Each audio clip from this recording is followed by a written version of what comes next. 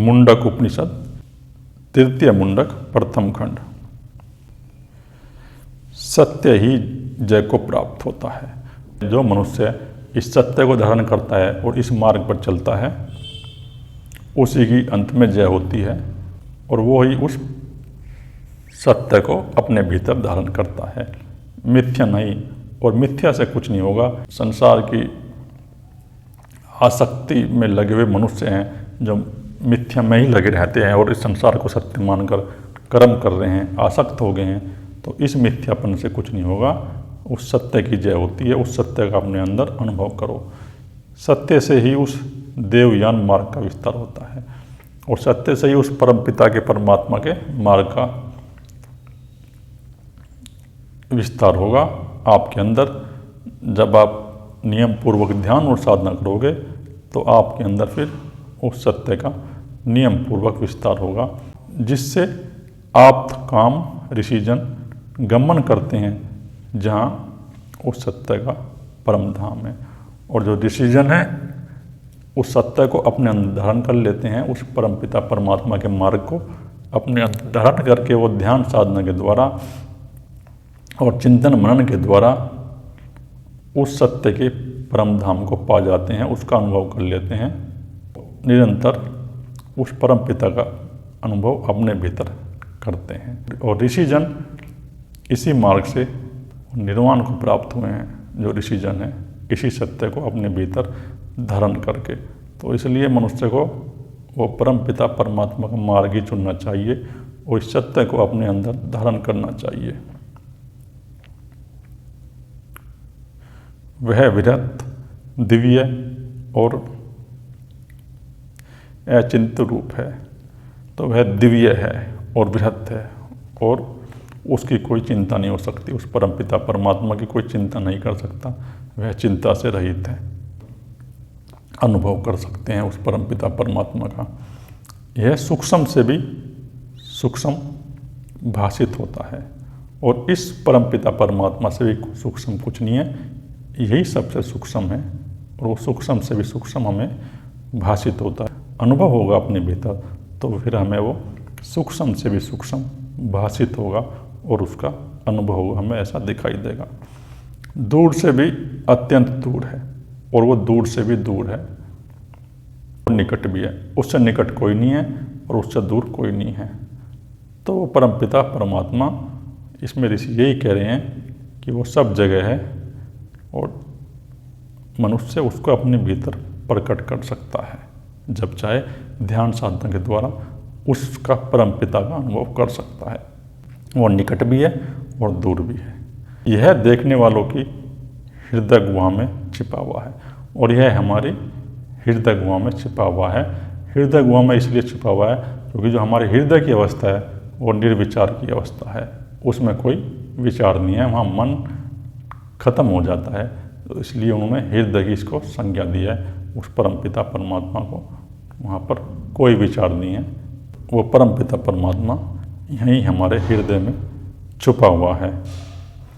न नेत्र से ग्रहण किया जा सकता है और इसको हम आँख से देख नहीं सकते और न ग्रहण कर सकते।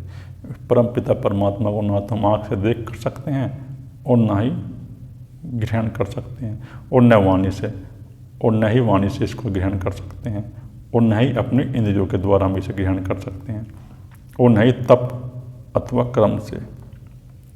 और चाहे हम कितना भी कर्म कर ले और तप कर ले, लेकिन ये सब शरीर के ही और मन के ही तप और कर्म है।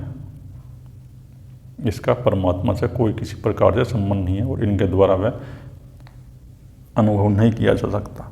वो तो ज्ञान के प्रसाद से विसुचित वाला ये ध्यान करता हुआ कला रहित का अनुभव करता है और जिसके अंदर ज्ञान का प्रकाश उत्पन्न हो जाता है विवेक और वैराग्य से, वेदांत के वाक्यों का अध्ययन करके, उपनिषद के वाक्यों का अध्ययन करके और अपने गुरु की शरण में रह के जो साधना करता है, जो इस मार्ग को चुनता है और निरंतर ध्यान करता है, तो वह फिर कला रहित, जिसको कला रहित भी कहा गया है। ये जो कलाएँ उत्पन्न है, निम्न प्रकार की जो कलाएँ उत्पन्न हैं, ये प्रकृति की ही कलाएँ हैं। ये 3 गुणों की ही कलाएँ हैं। सत्वगुण, रजोगुण और तमोगुण जितनी भी कलाएं उससे प्रकट है, वह तो कला रहित है, वह कलाहीन है, उसमें कोई कला नहीं है। और उसी का विद्वान मनुष्य अपने भीतर अनुभव करता है और अनुभव करके आनंद में रमण करता है। वह सूक्ष्मता चेतना द्वारा जानने योग्य है। जो हमारे अंदर सूक्ष्म पैदा होगा, जब हमारे मन के अंदर ये विचार, ये क्रिया ये नष्ट हो जाएंगी और ये भाव भी नष्ट हो जाएगा, जब ही हम उस चेतना के द्वारा उस परमपिता परमात्मा को जानते हैं और फिर उसमें लीन हो जाते हैं, जिसमें कि प्राण 5 प्रकार से प्रविष्ट हैं और उसमें प्राण भी प्रविष्ट हैं उस चेतना में हमारी, जो गति कर रही है, जो हमारे अंदर है। प्राण से ही समस्त प्रजाओं का चित्त व्याप्त है और इस प्राण की शक्ति से जो हमारे चित्त के अंदर क्रिया हो रही है, ये जो क्रिया हो रही है, ये क्रिया इस प्राण की शक्ति से ही है। जो परमात्मा रूपी प्राण है, उसी से हमारे चित्त के अंदर ये क्रिया होती है, जिसके विशुद्ध हो जाने पर यह आत्मा सब प्रकार से समर्थ होता है। और जिस प्राण को अनुभव करने से, देखने से, जब ये प्राण विशुद्ध हो जाता है और तो वह परमपिता परमात्मा प्रकट होता है और साधक उसको जानने में समर्थ हो जाता है। जब ये हमारा प्राण का निरोध हो जाएगा, मन और प्राण का निरोध हो जाता है जब, तो साधक उस परमपिता परमात्मा को जानने में समर्थ हो जाता है। इसलिए साधक को मन और प्राण का निरोध जरूर करना चाहिए ध्यान साधना के द्वारा। जब वो ध्यान करेगा और ध्यान करके प्राण का निरोध अपने आप ही शुरू होगा। जब प्राण की गति ऊपर चढ़ेगी कुंडलनी के माध्यम से, चक्रों के माध्यम से, कुंडलनी के द्वारा, तो प्राण का और मन का निरोध होता चला जाएगा हमारे, और समस्त हमारे पाप कर्म छीन हो जाएंगे। विशुद्ध अंतःकरण वाला जिस लोक का मन से चिंतन करता है तथा जिन भोगों की कामना करता है, उन भोगों को और लोगों को जीत लेता है। तो जिसका मन शुद्ध हो गया है, ऐसा मनुष्य अगर पृथ्वी से ऊंचे लोगों की कामना करेगा कि मुझे वहाँ जन्म लेना है, जिसके अंदर तमोगुण की और रजोगुण की तरंगें नष्ट हो गई हैं और उसके अंदर अभी सतोगुण है, तो सतोगुण मन से जिस प्रकार का चिंतन करेगा, तो वह पृथ्वी से जो ऊंचे लोग हैं उनको भी वह प्राप्त कर लेगा।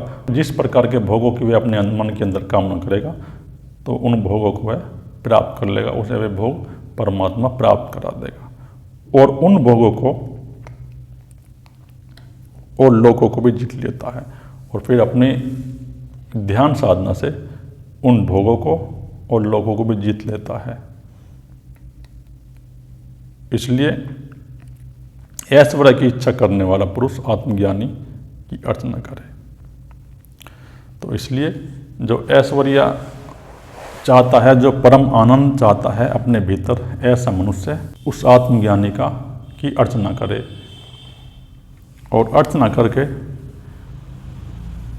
इस साधना के मार्ग को और ध्यान के मार्ग को अपनाए। जब वह इस साधना और ध्यान के मार्ग को अपनाएगा, तो परमपिता परमात्मा उसके भीतर प्रकट होगा। जिस मनुष्य की चेतना उस परमपिता परमात्मा में रमन कर जाती है, तो उसकी सभी प्रकार की इच्छाएं, विषय और विकार ये नष्ट हो जाती हैं। और जब उसके अंदर, ये मन के अंदर विषय और विकार, ये इच्छाएं नष्ट हो जाती हैं, तो धीरे धीरे परमपिता परमात्मा प्रकट होना शुरू होता है। और जब प्रकट होना शुरू होता है, तो साधक धीरे धीरे उस आनंद का अनुभव करता है और साधक की चेतना ऊपर की ओर गति करती है। और जब वो ऊपर की ओर गति करेगी साधक की चेतना, तो ये हमारे चक्र हैं, जो 7 चक्र हैं, धीरे धीरे साधना के द्वारा, चिंतन मनन के द्वारा और मन को वर्तमान में स्थिर करके जब साधक साधना करेगा, तो ये चक्र हमारे खुलते जाएंगे, और जिस प्रकार ये हमारे चक्र खुलते जाएंगे तो हमें उस परमात्मा का धीरे धीरे अनुभव होता जाएगा। क्योंकि पहले हमारे मन के अंदर जो तमोगुण की तरंगें हैं ये नष्ट होंगी, फिर रजोगुण की तरंगें नष्ट होंगी, और फिर हमारे मन के अंदर ये सतोगुण की तरंगें जो हैं अंत में जाके जब हमारी ऊर्जा सहस्त्रार चक्र में चली जाएगी, जब हमारा आज्ञा चक्र खुल जाएगा, वहीं इन 3 गुणों से आदमी मुक्त होता है। जब हमारा आज्ञा चक्र खुलता है, आज्ञा चक्र खुलने के बाद जब सहस्त्रार में हमारी ऊर्जा जाती है तो मनुष्य फिर इन 3 गुणों से मुक्त हो जाता है, उसकी चेतना मुक्त हो जाती है और उस परमपिता परमात्मा में वह लीन हो जाता है, ऐसा मनुष्य। ओम गुरुवे नमः। ओम।